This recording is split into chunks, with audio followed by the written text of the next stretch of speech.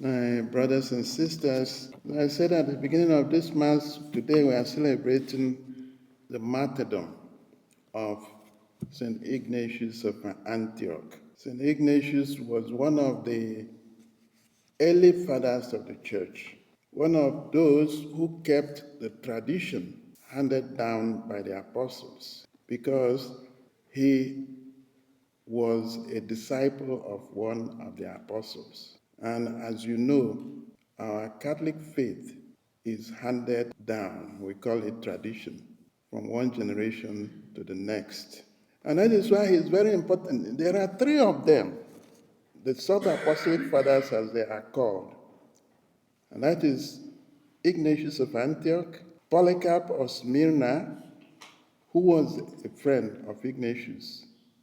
In fact, on his way to martyrdom, he wrote 7 letters. Ignatius wrote 7 letters, and one of them was to his friend, Polycarp of Smyrna. And then the third pope after St. Peter, that was Clement the First. The three of them, and known as the sub-apostolic fathers.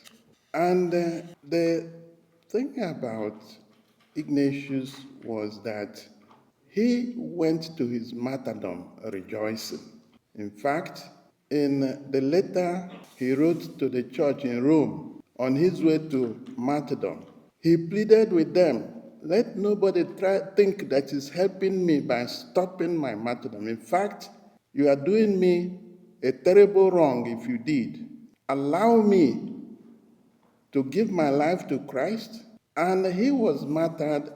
He was thrown to the wild beasts in the amphitheater that devoured him. And he said it before he went there, that they were grinding him so that it becomes wheat, a bread, the bread for Christ. You see, he is a person who lived the message of today's gospel. In today's gospel, Christ warned his own disciples about the dangers of hypocrisy. He called them to a life of integrity. And earlier in the week, we are reading his blistering denunciation of the scribes and the Pharisees, was denouncing them for their hypocrisy.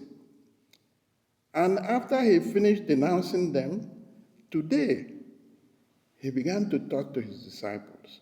He warns them against hypocrisy and also told them how to avoid it by a life of integrity, a life of dedication, of confidence in the goodness and love of God. He told them not to be afraid of those who can kill the body and do nothing more, and kill the body. That the person to fear is not someone who can kill the body, but someone who can kill the body and drag that person to hell. In other words, their main concern should be about their salvation, not about what happens to them in this life. Ignatius, whom we are celebrating today, understood that very well.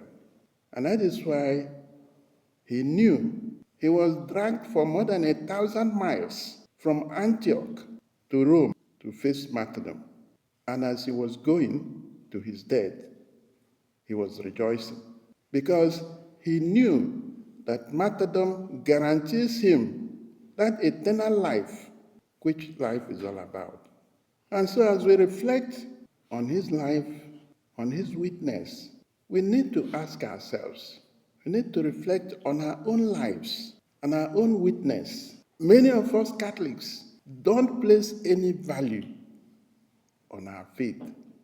We can give it up so easily, very, very easily. For example, for a relationship or for anything, for any of the allurements of the evil one, for wealth, for whatsoever, many Catholics just throw away their faith as if it means nothing. Or for fear of death. We thank God that the state, at least in our country, will not put us to death because we are Christians, we are Catholics. But it's still happening in many places in the world today. So, as we reflect on the life of Ignatius, let that be an example for us, someone we look up to, who found joy in dying for Christ.